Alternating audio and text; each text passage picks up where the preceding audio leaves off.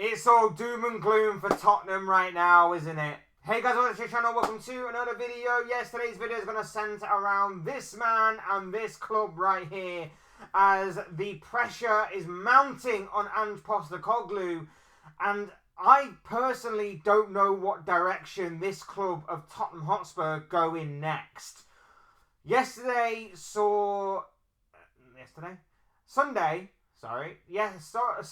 saw Chelsea absolutely destroy Spurs by 4-3, despite the fact that Tottenham were 2-0 up inside the opening 10 minutes. Not for the first time this season, Spurs have dropped a 2-goal lead, but this one will have an extra little bit of sting to it because of obviously the opposition that were in play at the Tottenham Hotspur Stadium on Sunday, being their fierce rivals Chelsea. Tottenham fans were left bitterly horrified, disappointed and angry and frustrated at the way that their team seemingly gave up after 2-0, let Chelsea back into the game and ultimately got destroyed, with a lot of people, and including myself, stating that 4-3 actually did flatter Spurs. From the outside looking in, 4-3 seemingly made it a closer game than what it actually was. And if it hadn't been for a couple of Chelsea mistakes, Tottenham might not have scored at all, and Chelsea were given a helping hand by Spurs thanks to a couple of horrific errors from certain Spurs players. We're going to be talking about the Chelsea game. We're going to be talking about what happens going forward for Spurs. We're going to be talking about the future of this man right here. But before we go any further in discussing all of that and much more, I would like to remind you all to please like the video and also subscribe if you're new. Both things are always very greatly appreciated. Get involved in the comment section as well. Let me know your thoughts, comments, opinions, predictions, feelings, whatever you want to call it. That I'm sure will make for great and interesting reading on this situation, on Spurs, on Postecoglou, on Daniel Levy and everything else in between.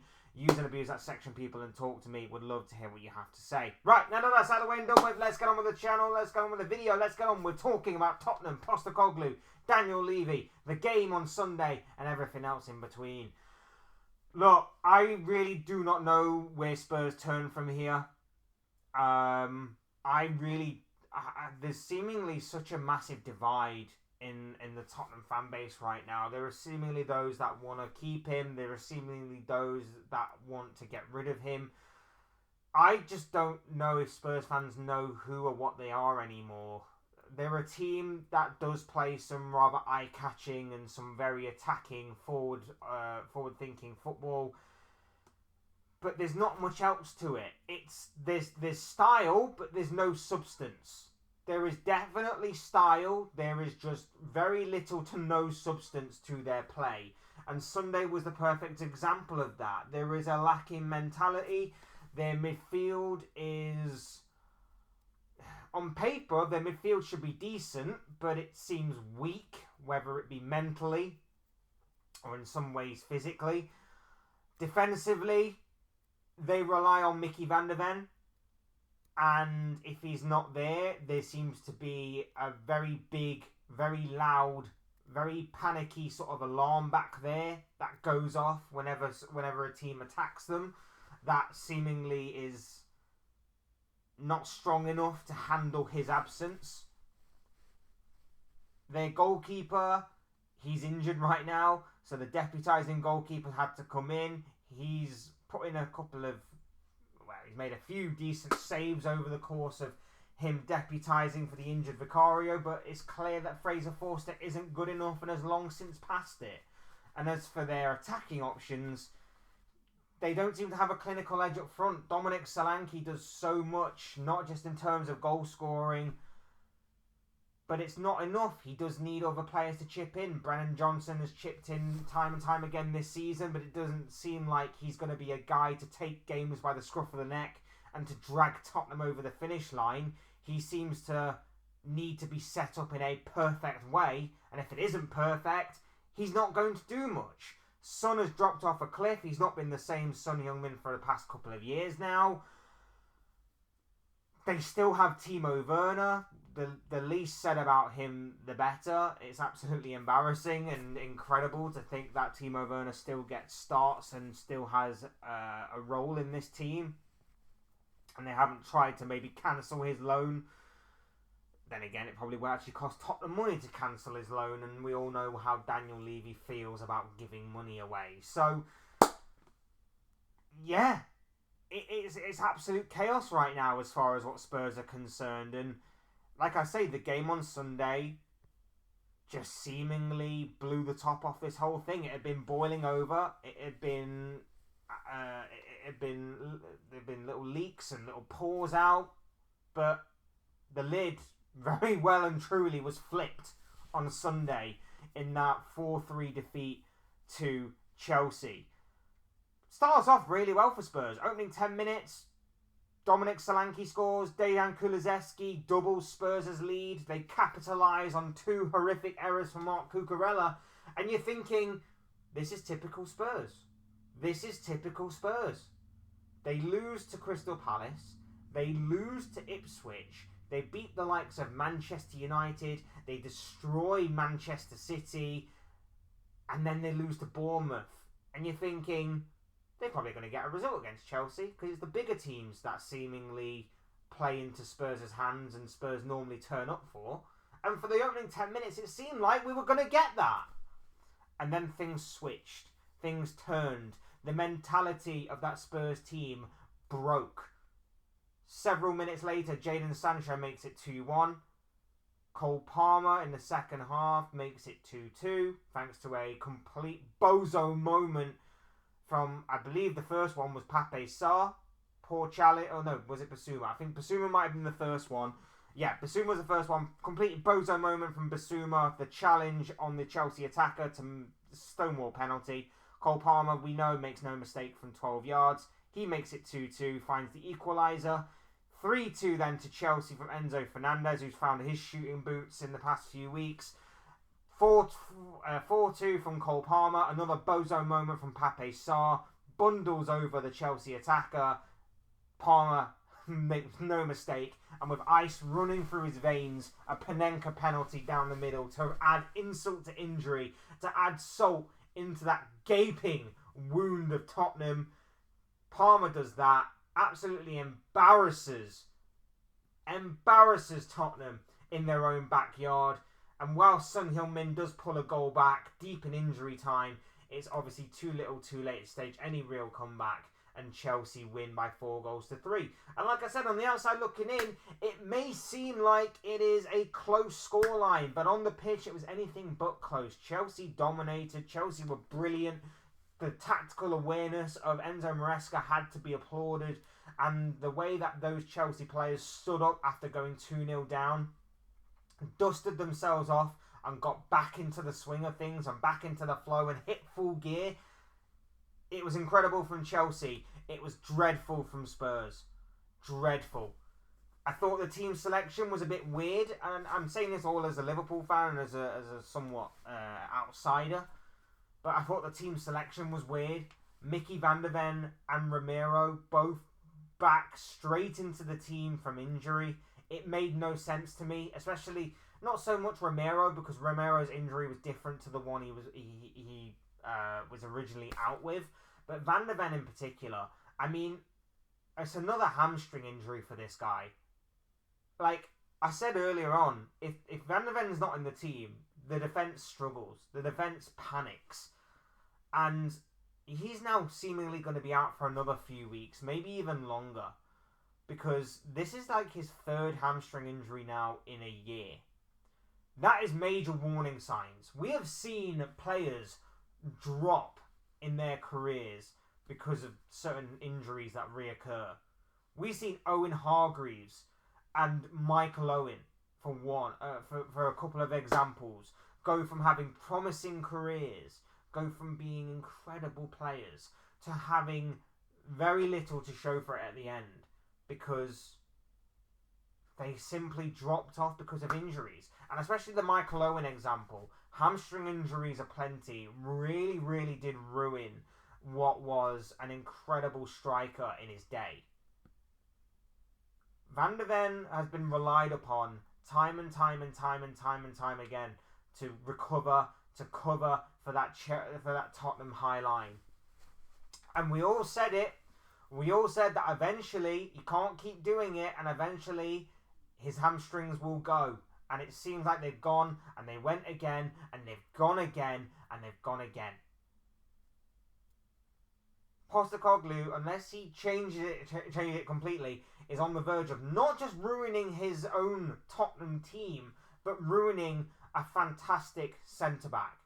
He is a quality centre-back. I have nothing but praise to give to Mickey van der Ven. He is a fantastic defender. He is someone that I admired when he was playing in the Bundesliga. He is someone that I admired at Spurs. But it's quite possibly that he's done.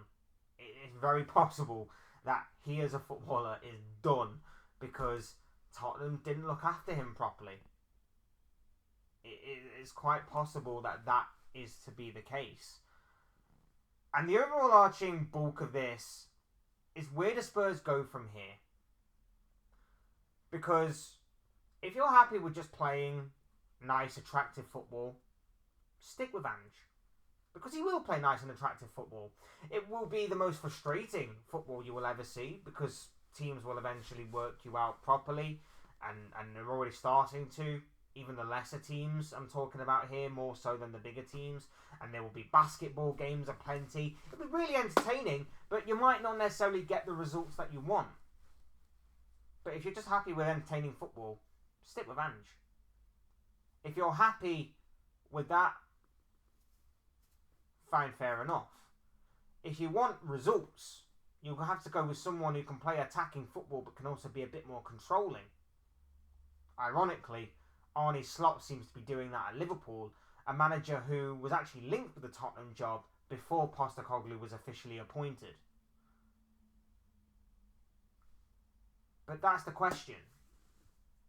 Do you have someone like that out there right now? Is there someone like that is out there right now? Because you've tried every other manager in the book. You've tried the notorious serial winner in Jose Mourinho. You've tried another one in Antonio Conte. You've tried for the bit of a wild card, bit of a maybe could turn out into something amazing in Nuno Espirito Santo. Didn't work. And now you've landed on Postecoglou. All of them after, of course, Pochettino, which got you so far. And when he turned to the board and said, I can only get them this far. I need a little bit more from you. I need you to pull your finger out a little bit more and help me, help you, help the club, help the fans. They didn't. They didn't help him. They didn't help him enough. And eventually Pochettino got the sack. I don't know where you go from here in terms of keeping Ange, sacking Ange, bringing in a new manager. You're at a big crossroads. And in my personal opinion, I'll say this. I think if you sack Ange, nothing changes. But I also think nothing changes if you keep him. I think you're in a situation where nothing is going to change on the pitch. Because you'll go through the same cycle that we talked about year after year.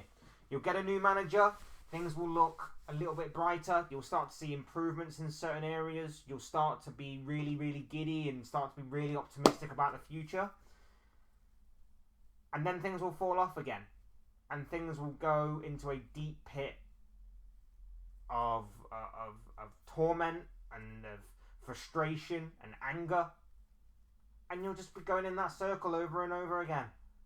The one thing that will change this club is new ownership or a change in the ownership's philosophy. If the ownership starts actually pulling their finger out a bit more, which they can do, we know they can do it, things might change. But until then, no matter what manager you bring in, no matter what coaches you bring in, no matter if you keep Ange, get rid of Ange, no matter what players walk through that door at the Tottenham Hotspur Stadium, things are probably going to remain the same. I don't see who you bring in. Everyone that you're going to bring in is a massive gamble, and the chances are it's probably not going to work out. And the frustrating thing about it is that Spurs are in a fantastic position off the pitch to do something very exciting and very explosive on the pitch. The amount of revenue that club recuperates, the location of that club in the capital city of London, the stadium, which is state of the art and probably the best stadium at least in the Premier League right now. They are in a fantastic position. But all this football club is a business. It is a business and not a football club. It's a business that is more worried about bringing boxing matches and various music artists to perform in that stadium rather than getting that club to win silverware. And I do feel sorry on some level for Tottenham fans. I do. But there's only so much I can feel sorry for you without you doing much to try and change things. Protests. Stop buying merch. Stop going to games. I know it's hard and I know it's horrible, but at the same time, if you want change to occur, you've got to hit them where it hurts, and that is the money in their pocket. Only then may things change. Because right now, the ownership's turning around and laughing at you. And the more these stories come out about how, Jose Mourinho was on the verge of winning your team a trophy, but they decided to sack him because it would have cost more to win that trophy than it would have to sacked him and just gone about their business, whichever way. And the more that stories come out about how in the Champions League final, they were all given watches with the words Champions League finalists engraved on them. You're already a banter club. But the more these stories come out, the more and more that rival fans have to add more fuel to that particular fire. And I will say this as well. No other club in the world could be talked about in the way that you guys are. And I'm talking mainly in terms of being a part of the big six, the top six, whichever kind of phrase you want to use, without winning anything. Leicester City have won more than you in the past decade, and yet they're not classed in the big six. They've also been in the Championship, and they have still got the same amount of trophies. Well, they've got more. I know they've got more trophies than you have in the past decade. The only reason why you're considered into the big six is because of your financial wealth and your well-being there. That's the only reason. Yes, you have history, but a lot of other clubs have history as well. It's ridiculous. It's incredible. And the more and more that you slip into this slump, the more and more that teams are going to overtake you. We're seeing a big shuffle right now in the Premier League. We're seeing the likes of Brighton continue their recruitment and continue to do their recruitment well. We're seeing, obviously, Man United, the dawning of a new era under Ineos and Ruben Amorim. Yeah, it hasn't gone to plan so far, but there's no reason to suggest that in a couple of transfer windows' time, they could overtake you. Arsenal are continuing to go strong. Liverpool have picked up from where they left off under Jurgen Klopp and seemingly got better in certain areas. City will be back next season. There's no doubt in my mind about that. Chelsea are starting to put the wheels in motion and go in the right direction. You've still got Newcastle lingering around. Other teams that are maybe looking to pounce on your position as well. You certainly could get lost in the shuffle there. Aston Villa. You certainly could get lost in that particular shuffle. But like I say, unless you do something about it, Spurs fans, nothing is going to change. If you think bringing in a new manager is going to change it, you're wrong and deluded, because you've been trying different manager after different manager after different manager for the past several years. Nothing has changed. If you think getting rid of the players is going to change, you've been trying that again for the past several years. Nothing has changed. There's a mentality issue at that club, and it all stems from the top. The top being Daniel Levy, the top being your owners, the top being the people in power at your club that set the precedent and set the tone and everything about the club, the structure and everything else from the top to the bottom. They are more focused on making money. They are more focused on building Formula One tracks and building boxing rings and building stages for performers than they are for bringing silverware to your club. That is just the sad, harsh reality of it. And I know that some of you are going to be like, well, we know this. I don't think the vast majority of your fan base does. I really, really don't. Anyway, that's just my rant over with. That's just my thoughts, comments, opinions, predictions, feelings, whatever you call it, on Tottenham. I'd love to know what you guys think and feel about this situation. Let me know what you guys are thinking and feeling. Your thoughts, comments, opinions, predictions, feelings, whatever you want to call it. I'm sure it'll make for great and interesting reading down below in that comment section. So please do use and abuse that section. People would love to hear from you all on what you have to say. Otherwise, hit the like button on the way if you enjoyed the video. Subscribe if you are new or want to see more content like this. Both things are always and very greatly appreciated. And as always, thank you all so much for watching and listening. I've been Fletch. This has been another Fletch Talks video, and I'll see you speak to you all again soon in another video or live stream or whatever it may be. Cheers, guys. Thanks everyone for watching. Take care. Enjoy the rest of your day. Speak to you again very, very soon.